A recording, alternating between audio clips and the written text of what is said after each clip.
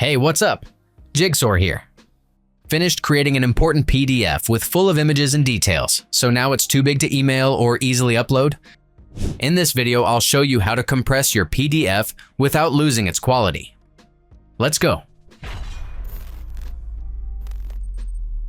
PDFs can be problematic because of their size.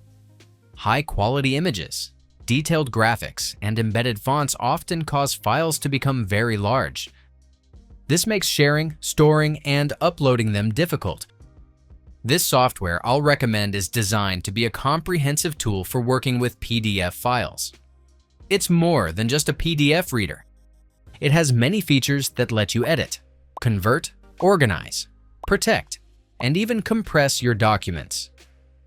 If you need a tool that can do almost anything with PDF documents and that is easy to use, check my link below so you can download the tool easily.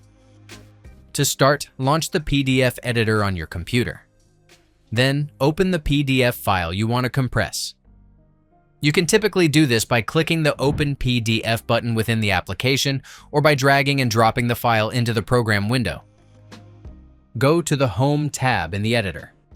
Look for a button or option that says Compress PDF. Clicking this will open a compression window or dialog box. You'll find all the document information in the prompt where you can make the necessary adjustments to compress your PDF. This includes selecting the compress level to specify your desired compression type.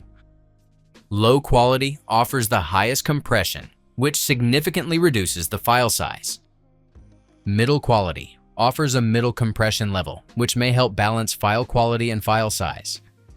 And high quality option keeps the file's resolution and quality the same but makes it smaller. To compress your PDF without losing its quality, I recommend choosing the high or medium level compression setting. If reducing file size is more important, then choose the lowest quality setting. Click the Compress button to start.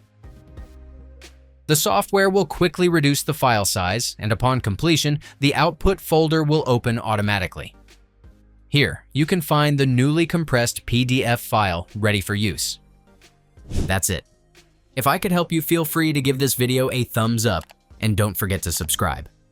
If you have any questions about the video or want me to create a tutorial about another topic, leave a comment below. See you next time. Bye.